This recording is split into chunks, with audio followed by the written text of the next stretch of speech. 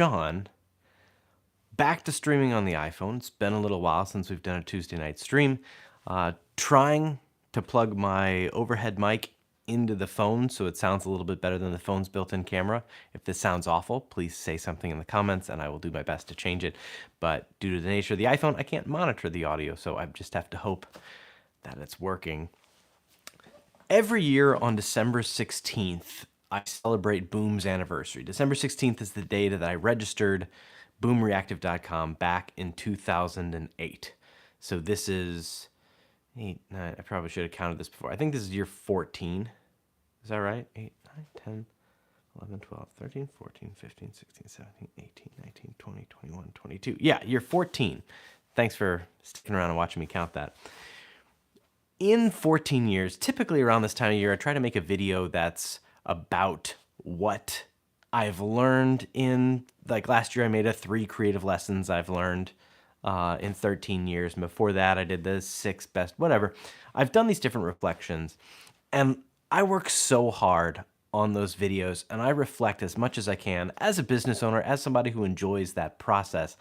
I do it a lot and I'm not disappointed. I mean, I know what my channel does. I know what kind of views I get. I know that there's one person watching right now, and that's fine. That's where I live on YouTube. This is my sweet spot. But when I put so much into those like yearly, everything that I've learned into one video, it always breaks my heart a little bit that like there's like 20 views on there because there's some serious stuff that I've learned the hard way from doing that. And so I figured rather than make one of these scripted videos about all the important lessons I've learned. Am I sure I know? Now we're past that in context. But, oh, I get what you mean. Yes, I'm quite sure. But I thought this year I would just do a live stream or I would talk about where my company's been, how much money we've earned compared to the past few years, where that money is going and what's coming around the corner.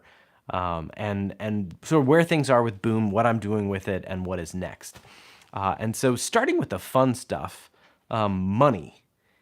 For a lot of people, this is like the barometer of success. How much money are you making?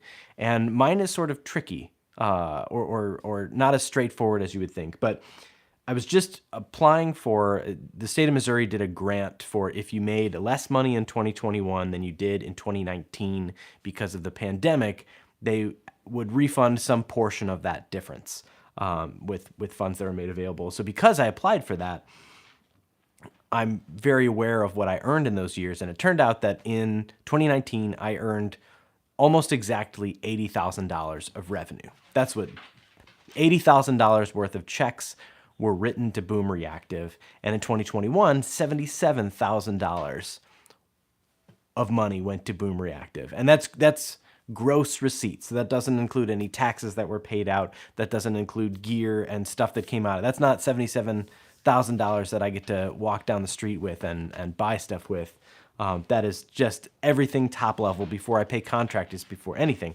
And so this year to date, I just did the math, and so far Boom's receipts for this year are $102,000. And I looked at that and I was like, holy cow. What a good year. This is exciting. Over $100,000 in revenue. And that is exciting. That's huge. Though, that's attributed mainly to one client that I got lucky, right place at the right time, did a bunch of work with them this past spring, still doing work with them right now.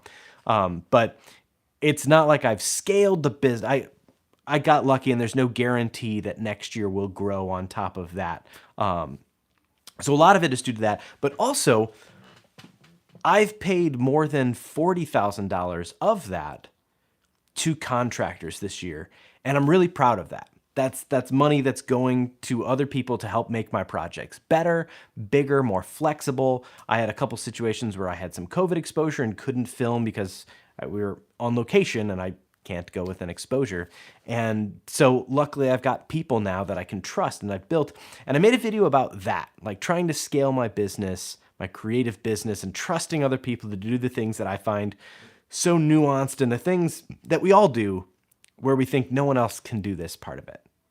And I'm having to learn to trust people to do that part of it. But more than that, to learn how certain parts of that might be done better by somebody else or different, which might be better for a certain project. And so it's been a growing process, but I'm excited to say that over $40,000 this year I've put into other creators, other people who have done camera work and direction and writing and editing for me. And that's exciting. So I'm excited about that number, but that does mean that $102,000 really gets a lot closer to $60,000 by the time we get to what's coming to Boom itself. All that stuff is paid out straight off the top. So there's no taxes, no markup. I don't mark up anything for anybody who works for me. That all gets passed straight to the client, straight to the contractor. And so now we're down to 60. And then from that, we've got to pay all the expenses and all that sort of stuff. So I don't yet know how it's going to work out with like how much money I take home this year versus the years past. But the revenue is a milestone and something I need to celebrate. And I don't think that we've broken 100,000 before. But due to some big clients this spring and some huge projects, a lot of travel, it was a very successful year. And that's the other thing. There were travel expenses in there and a few $1,000s worth of plane tickets and things like that. So that's all included. When they pay me back for that, that's all in the same receipt. So again, it is not like I'm walking around with $100K trying to figure out what to do with it. It's like I'm making a standard medium wage job out of college or so, I think, when it all boils down. But so that's where I am. 102,000 in revenue. It seems like most of that is going other places than to me, but it's cool that it's come through me, and I have a sense of pride in that. But as I look back on the year, there's a couple other things that matter to me, and as I talk about the state of Boom, the state of the Boom, one of the things that I love doing is making stuff with Boom's logo on it. And I designed Boom's logo for a really long time, and I have told many people this. I'm an awful designer. Awful. Even in like video, when you want titles on the screen, I do such a bad job. And like my YouTube thumbnails, I do a very bad job with those because I'm not a good designer. I just can't see it when it doesn't exist like that. And there's other people who are very good at that. And so last year, for the first time, I hired somebody, James E. Walker, did this logo. And I loved it and started putting it on everything. And I like that it's not Boom Reactive. It's not the video production. I always felt weird when I was doing like hats and stuff that said Boom Reactive, like giving them to people. It kind of felt like they were wearing a hat that said Sean Haughtley Video Production. And that's weird. And by disambiguating a bit, and everything in my business is still Boom Reactive, but we started going just Boom for this general sort of fun branding, playing with gear and stuff like that, and swag.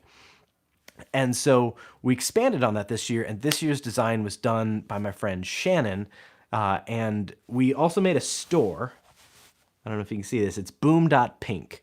And so rather than store.boomreactive.com, we're splitting this stuff up, and it's all any profits that we eventually make, if we ever make profits, everything's going to go to support LGBTQIA plus organizations. And just, it's about love and making a world where we can all get along and stop worrying about who people like. It seems very juvenile to me. So that's where this is sort of splitting off. And so with that in mind, my goal is to do a different design every year and make clothing available, swag available in the fall, winter every year with a new designer. And so this year was Shannon, and I wish I had a bigger thing, but they're not done yet. The only thing I have, oh, it's in my pocket. There's just no way you're going to be able to see this. We made, let's see if I can put this up. Oh, there's no light. Boom, and it says, love and listen.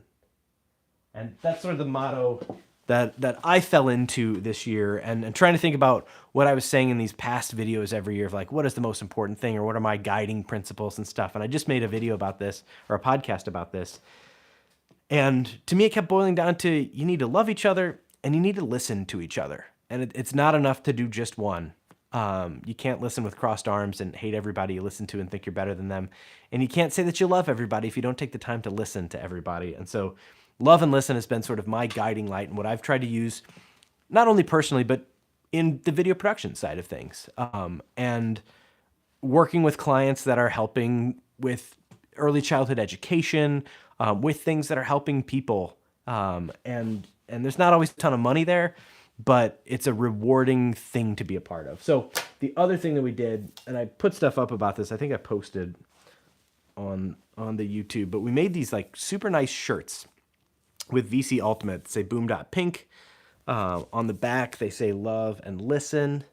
And they've got like the VC logo, but then they've got a pinked out boom logo on the sleeve. Little rainbow under the collar, little rainbow on the chest.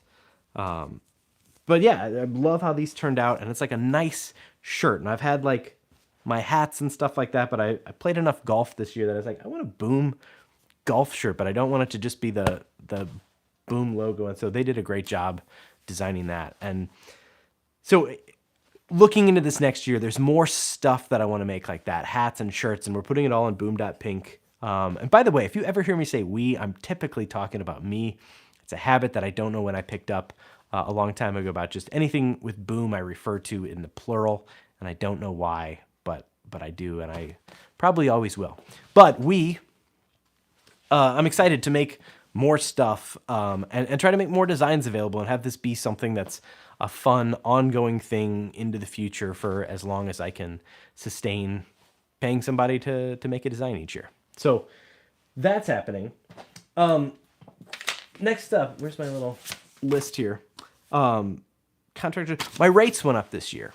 I've made several videos about how you should raise your rates, and it dawned on me that I should raise my rates. And as I was looking at my gross receipts for the year and my invoices, about halfway through the year, my rate went from $1,800 a day to $2,000 a day. And that covers everything, all my gear and everything. I don't split it out into like a light and camera package and my time. It's just everything that you need comes with it for $1,800 or $2,000. And now I think that's going to go up yet again, because nothing's getting cheaper, it turns out. Putting gas in a truck and driving all my gear somewhere hasn't gotten any cheaper. So we're going to raise the rate again, probably to $2,200 in the new year for the day rate with all the gear and stuff like that.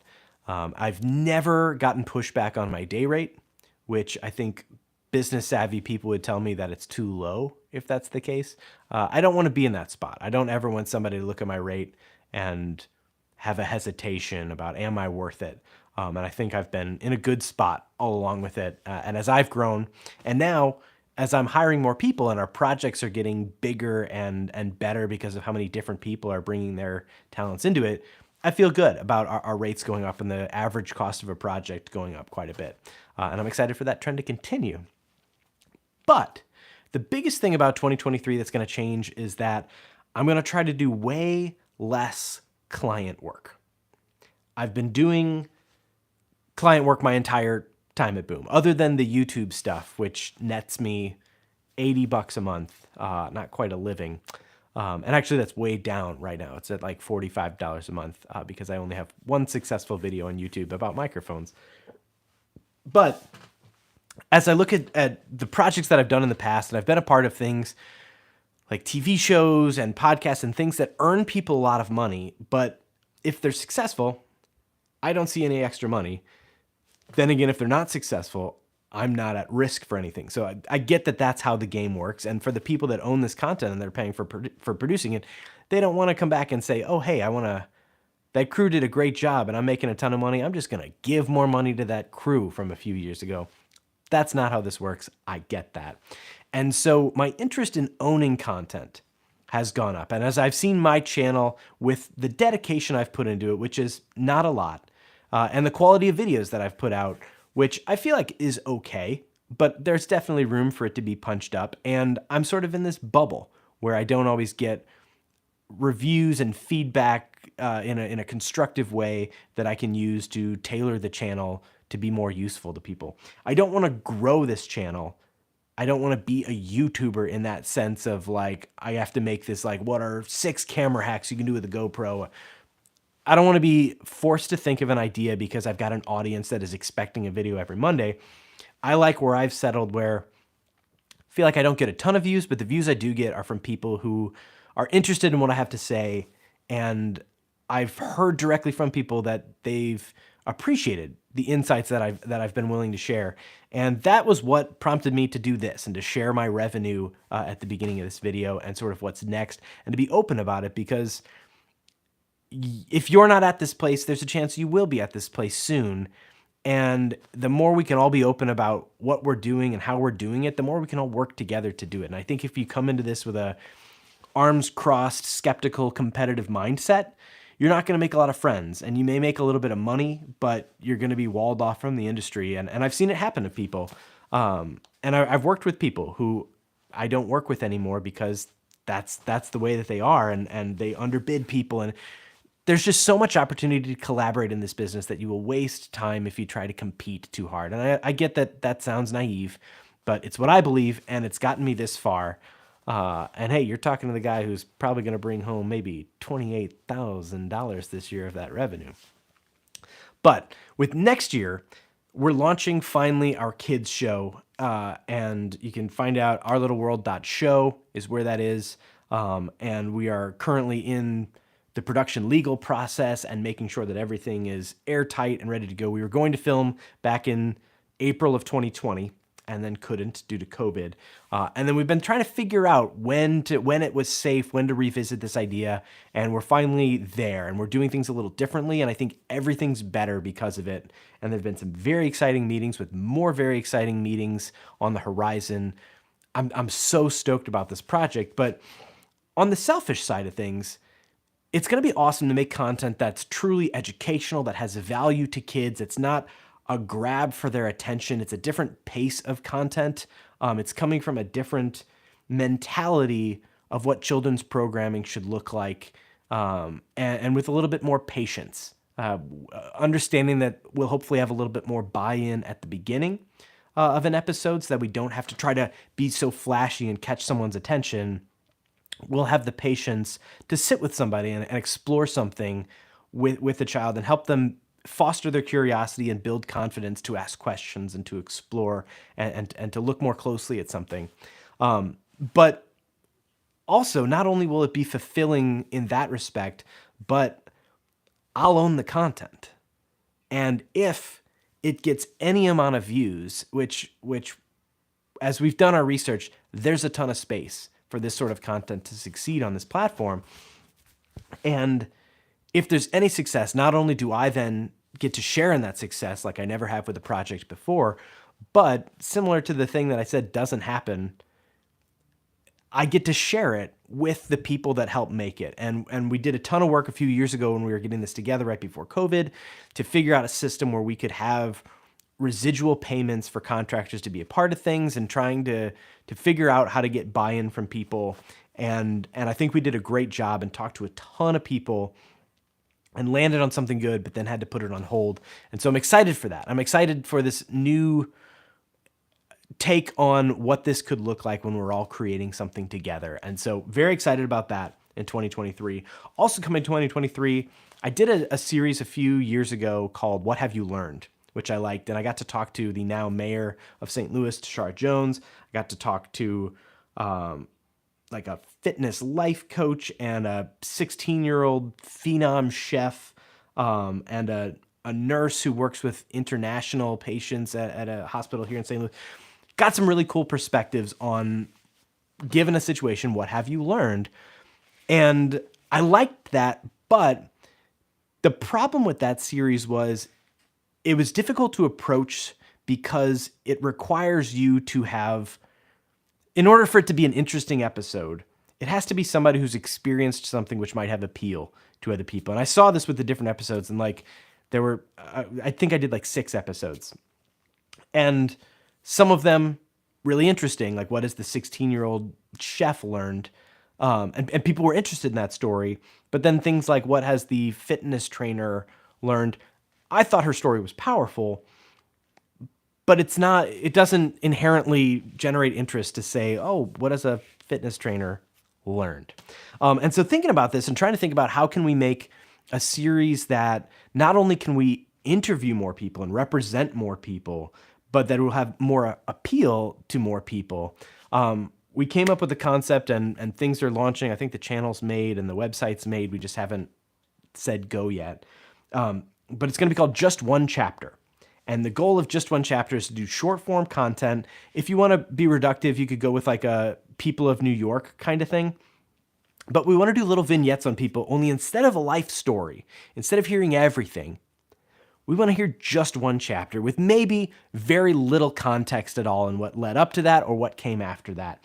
But to take these moments of people's lives and to explore them in a way that you can either see how somebody who you may think you would relate to could have a very different experience than you in a chapter or two of their life, or somebody that you wouldn't expect to have anything in common with might have a chapter that's very similar to one in your life. And so you can either learn from the difference in someone you thought you might be similar to, or learn that you have a lot in common with somebody that you wouldn't have thought that. And as one example, as I'm thinking about like, am I going to do an example episode of a chapter from my life? And I was thinking there was a time in high school when I hung out at the now defunct Crestwood Mall. And there was a magic shop there. It was a kiosk. It wasn't even a full store. It was a kiosk in the middle of the mall. And I would go there almost every day after school. And I was learning magic and card tricks and buying tricks and became just a regular. And I was friends with the people that worked there.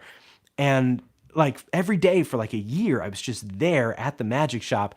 And there would be people who would be at the magic shop when I would show up. There'd be like a crowd of people and they would be like showing a trick to them.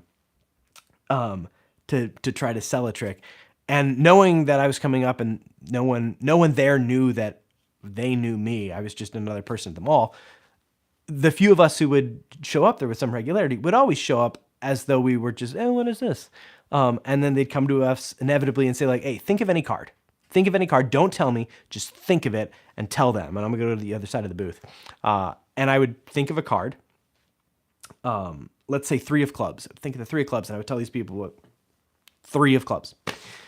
And then they'd come back and they'd do this magic trick and they shuffle the deck and then like every card is the 3 of clubs, every card in the deck. And it would just blow my mind and everyone else's mind. But it was because I always picked the 3 of clubs. And they knew I was going to pick the 3 of clubs. And I knew that I was picking the 3 of clubs to make this crowd of people think that incredible things happen. But that was this chapter in my life. And looking at my life of video production, like we could talk about the things that led me to video production and the things that video production has led me to. And those are interesting things, but oh great. Fantastic news. Thank you. Thank you for the comment. That's distracting. So my whole point being, you may think that you're a video producer and we have very similar backgrounds. And in many ways we probably do, but here's this chapter where I studied magic and was this plant in a mall for a year of my life. Or you may be somebody who doesn't have anything in common with me, but maybe you were interested in magic for just a little bit. Thank you, Jay. I appreciate that. So that's a concept of Just One Chapter. And I hope to do podcasts with it and longer form, like conversations. I don't want it to be a conversation full on like me interviewing someone or anyone interviewing somebody. I kind of want the stories to stand alone.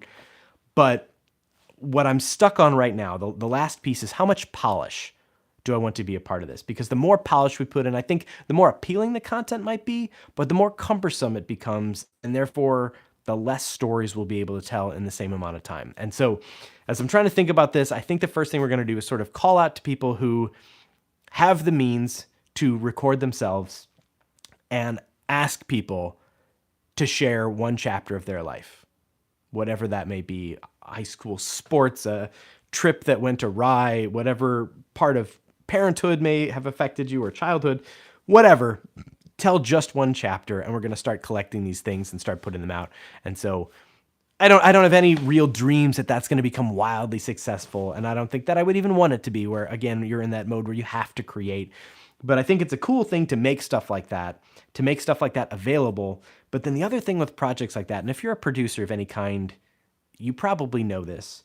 But the cool thing about being a producer is under the guise of a project, you can get access to a ton of different people where you can't just say, hi, I'm Sean. Can I talk to you, retired CEO of whatever? Can I talk to you, surgeon extraordinaire? You can't just do that. But if you can say, hey, we've got this project called Just One Chapter where we're talking to people trying to get a piece of their story. That opens so many doors to interesting conversations that to get to be privy to that is exciting. And that's not the reason that I want to do this Just One Chapter project. So that's hopefully launching this next year. If you want to be a part of that, please throw something in the comments, because literally anybody can tell a chapter from their life that has value, that has excitement to it. Be it happy, sad, exciting, scary, whatever. If we're loving and listening, a big part of listening is making stories available from a lot of different people that we have the opportunity to listen to. And the last thing that I want to talk about is I made a video early last year after I read a book called Clockwork. Jay, I think there's like 2 chapters already. I don't want to pick anyone's chapter, but you've got at least 2 chapters that I've heard stories from that I would love for more people to be able to hear, because those are great stories for me to hear. But everyone gets to pick their own chapters to share. With this video I made a couple years ago about how to scale the business, how to trust people, I mentioned that I've now paid out a whole bunch of money to contractors, and in that, I've started to build trust in a lot of people. And there's a handful of people that I keep coming back to. I have a budding relationship with Sean Kirkland. There was a guy who I met who commented on a YouTube video, Chris, who I've now worked with several times, and he and I are talking business every day, and he's growing and thinking differently, and I'm being inspired by what he's doing. And I have my friends Julia, and unfortunately a bunch of my friends got full-time jobs doing other things, so I couldn't hire them anymore. But Ronald, Julia, Dane, Sean, Jay, Chris, there's another Chris that I'm excited to work with that I haven't worked with yet, Michael. I've got people now that I trust. And I'm excited to make this follow-up video talking about how I keep a boom project very much a boom project, whatever that means. And I can't always define what makes a video that I would make for a client different than a video someone else would make for a client. But I know it is different. And there's a part of me that's hesitant to bring in other people, to bring in other directors and producers and camera operators who might shoot things differently, ask questions differently, and approach things differently than I would. And I worry that, is then the project not going to be a boom project? Have I delegated so much that it's just me sort of pulling the strings from behind the scenes, and the video isn't a Sean Hotley boom project? And there are videos that shouldn't be. And I'm okay with that. But building trust over the past year with people has been the hardest part of what I've been doing, but also the most rewarding and the most exciting. And so going into the next year, I'm excited to reflect on this a little bit more, make my thoughts a little bit more concrete, and bring them to you in a way that hopefully you can find a little piece of value in, that maybe can help you and your creative business. Because the more we can all do, the more stories we can all tell, and the more stories we can all hear. And that's what I'm all about. And I'm very excited for 2023. I had as good of a 2022 as anyone could have. And I know that it's, again, a time when there's a ton of people hurting, and it's always weird and bittersweet to, I feel sometimes the guilt of being excited about all the privilege that I'm bathed in to get to do this, to have the freedom and flexibility to do this for as long as I've done this, with all of its ebbs and flows, and the lean times that I've been able to make it through, and the good times that I've been able to ride. And I thank you for being a part of the audience that makes these YouTube videos fun to make, and to my clients and my crews who have helped me do what I've done this year. It's humbling. It's an honor, and it's humbling at the same time. And so I end this 2022 State of the Boom with a thank you to everyone who's been a part of this, to the people who have made swag and designs, to the people who have helped on projects, to the people who have hired me to do those projects, and to the people who are already coming on board with the stuff for next year with Our Little World, the kids show, and Just One Chapter. And it's just an exciting time to be able to make stuff. And I hope that you get to make stuff too. That's all I got. Thank you so much for tuning in. I sincerely appreciate it. Cheers, Jay. I'm stoked to hang out with you sometime soon. Let's make that happen. Probably after the holidays, because I'm full time with a 3-year-old for a while when school's off. So have a great day or night or whatever, wherever. Thank you for tuning in. See you later. Bye. Now the awkward part where I have to turn off the camera. I can always act like it's harder. I don't know if that's